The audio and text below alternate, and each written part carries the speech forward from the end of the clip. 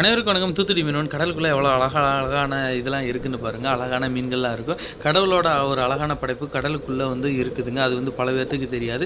இப்போ நீங்கள் பார்க்குறது கடல் தாமரை. கடல் தாமரை பக்கத்தில் அந்த ஒரு பெரிய மீன் ஓடிட்டுருக்கானா, இந்த மீன் சுற்றி ஓடிட்டுருக்கு. இது இங்கிலீஷ் பேர் எனக்கு தெரியல, தெரிஞ்சவங்க நீங்கள் கமெண்ட்ஸில் சொல்லிக்கோங்க. இந்த கடல் தாமரை சரியான ஆள். நம்ம பின்னாடி நம்ம காதெல்லாம் கடிப்போம். இன்னொரு ஊதா கலர் மீன் ஓடுது பார்த்தீங்களா, அவனும் பயங்கரமான ஆளுங்க. நம்ம தண்ணிக்குள்ளே பார்க்கும்போது ப்ளூ கலரில் இருக்கும். அதே இதை எடுத்து நம்ம கையில் வச்சு மேலே வச்சு பார்த்தோன்னு வச்சுக்கோங்க, கருப்பு கலர் என்னடா இப்படி மந்திரம்லாம் பண்ணுறீங்க அப்படின்னு சொல்கிற அளவுக்கு இருக்கும். ஆனால் கடல் தாமரையை பொறுத்தல பார்த்தீங்கன்னா, நம்ம கூடயே கடலுக்குள்ளேயே நம்ம கூட சேர்ந்து விளையாடும். ஒரு சின்ன பிள்ளைங்க விளாண்டா எப்படி இருக்கும், நம்ம கூட ஒரு பழகினா எப்படி இருக்கும், அதே மாதிரி தான் பழகிக்கிட்டே இருங்க. இவனை பாருங்கள், என்னை சுற்றியே தான் வந்துக்கிட்டே இருப்பான். வேறு எங்கிட்டுமே பயந்தெல்லாம் ஓடாதுங்க. உங்களுக்கு இந்த வீடியோஸ் பிடிச்சிருந்தா ஒரு லைக் பண்ணிக்கோங்க, மறக்காமல் ஒரு ஷேரும் போட்டு விட்டுக்கோங்க.